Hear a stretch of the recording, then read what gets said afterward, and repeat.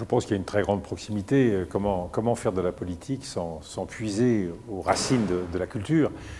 La culture, c'est l'ouverture à l'autre, c'est le dialogue, c'est la recherche. Donc cela irrigue en profondeur la politique. Et je crois qu'il y a un échange nécessaire entre l'un et l'autre. Aujourd'hui, le plus grand défi qui menace nos sociétés et nos États, c'est l'incompréhension. Et donc, le dialogue culturel permet de faire tomber un certain nombre de barrières. D'ailleurs, regardez les grands projets de l'époque. Par exemple, le projet de nouvelle route de la soie défendu par la Chine place en son cœur cette diplomatie culturelle, ce dialogue entre les cultures pour essayer de permettre, à travers le développement des États et des sociétés, une meilleure compréhension entre les peuples. Donc, partout où est la diplomatie, il y a cette exigence culturelle qui est une façon de permettre aux gens de mieux se connaître. Et quand on se connaît mieux, on travaille mieux ensemble, on développe davantage les relations économiques et les relations politiques.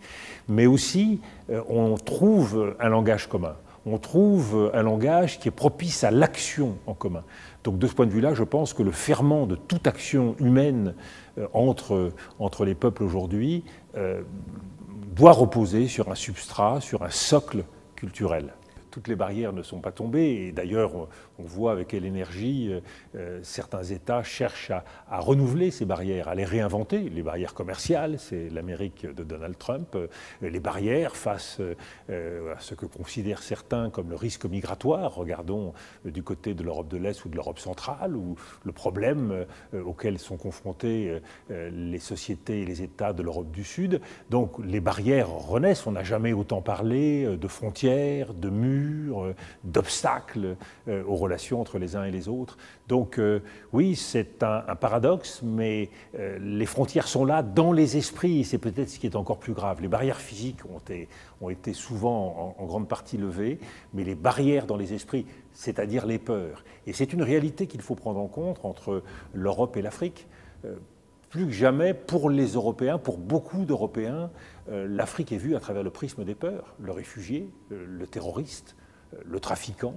Donc c'est une menace. Alors même que nous avons partie liée, soit nous serons capables de construire notre avenir ensemble, soit nous ferons face à de graves difficultés. Donc on voit bien qu'il y a un travail sur nous-mêmes qu'il faut faire, et comment mieux faire ce travail qu'à travers la culture. La relation entre la paix et la culture, c'est d'abord d'établir un lien vivant au sein de toute approche culturelle. La culture doit être vivante. Souvent, la culture, on l'imagine comme ce qui est dans les livres, on l'imagine comme ce qui est dans les musées. Eh bien, il faut que ce qui est dans les livres en sorte. Il faut que ce qui est dans les musées en sorte. Il faut faire vivre la culture. Or, il y a un chemin entre ce qu'on apprend à travers l'école, à travers l'université, à travers un bagage culturel, et la mise en pratique. Et cette mise en bouche, cette mise en tête, cette mise en cœur, elle est indispensable si l'on veut vraiment que la culture soit vivante. Quelle que soit la taille d'un État, quelle que soit la connaissance que l'on puisse avoir d'une culture, chacune avait quelque chose à dire, et chacune fécondait la parole du monde. Et je crois que c'est profondément vrai. Et chaque fois que l'on va vers une culture vivante, eh bien on se rend compte que cette culture vivante, elle nous amène à regarder le monde différemment. Nous avons besoin de ne pas céder à l'habitude.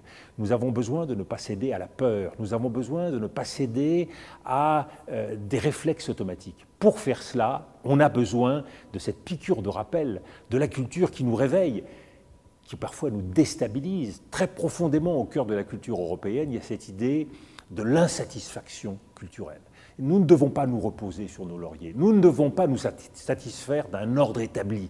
La culture dérange, et c'est en cela qu'elle est utile au peuple, pour leur permettre de faire toujours mieux, pour leur permettre de comprendre que nous ne devons pas accepter ni nous satisfaire de l'ordre établi, qu'il y a toujours la possibilité pour les hommes et pour les peuples d'avancer vers des solutions plus pacifiques, des solutions plus justes.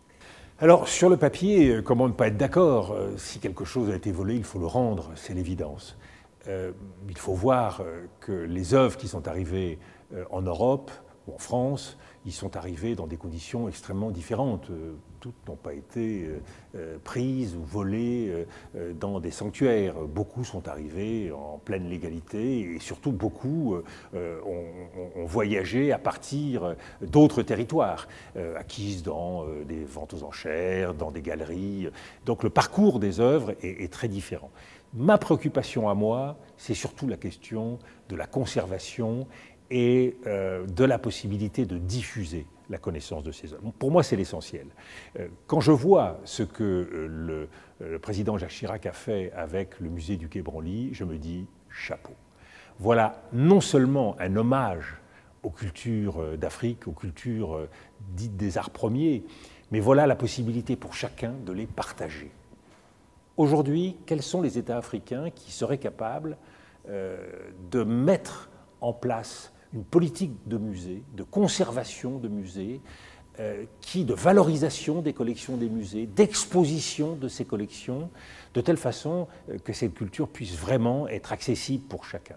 Je crois qu'aujourd'hui, il y a encore beaucoup de chemin à faire. Et quand on voit ici le musée Mohamed VI, on ne peut que se féliciter de voir que cette politique est engagée. C'est le grand musée qui vient de s'ouvrir en Afrique du Sud.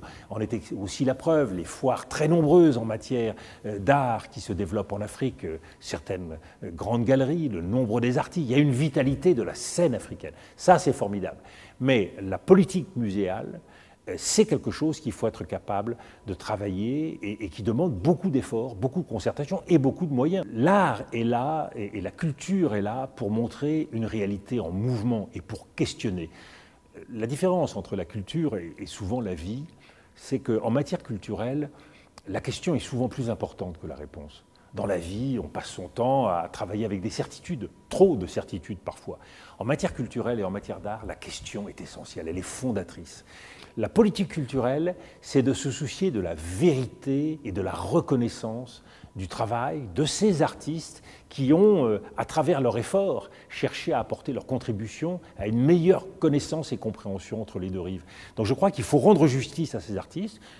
Il est essentiel à partir de là de constater que les collections françaises n'ont pas suffisamment mis en avant cette vérité culturelle de cette rive sud de la Méditerranée et qu'il faut la compléter. Et parallèlement, il faut qu'entre nos musées, nous puissions, et c'est la vocation du Centre Pompidou avec le musée Mohamed VI, eh bien nous travaillons ensemble pour que les collections des uns et des autres puissent voyager. Moi, j'adorerais que dans quelques années, les collections du musée Mohamed VI, à partir de l'art méditerranéen, l'art de la Tunisie, de l'Algérie, de la Libye, puissent voyager à Paris et nous montrer à travers le regard de ces artistes, tout ce travail et cette effervescence formidable qui existe aussi de ce côté-là de la Méditerranée. Donc on voit bien que l'objectif, c'est finalement d'arriver à faire en sorte que nous nous parlions davantage, encore plus en vérité et encore plus en souci de la réalité, et que notre regard, finalement, peu à peu, devienne un regard le plus complet possible, le plus soucieux d'exactitude possible. Alors, nous parlons, mais nous sommes, vous savez, comme dans les vieux couples, nous sommes parfois tentés de faire jouer les automatismes. Nous nous connaissons presque sans nous parler, nous devinons, mais on doit renouveler parce que nous changeons les uns et les autres. Et souvent, on s'éloigne à force justement de ne pas reposer les bonnes questions. Et donc, je pense qu'entre la jeunesse, au sein de la société civile, il faut constamment renouveler notre regard. L'amitié, elle se nourrit. Elle se nourrit de découvertes, de redécouvertes. Et donc, il faut travailler en permanence pour essayer de mieux comprendre, d'explorer des zones d'ombre ou des sujets qui n'avaient pas été dévoilés jusque-là. Donc, je crois que c'est un travail en profondeur. Et de ce point de vue-là, nous avons plus que jamais besoin des artistes.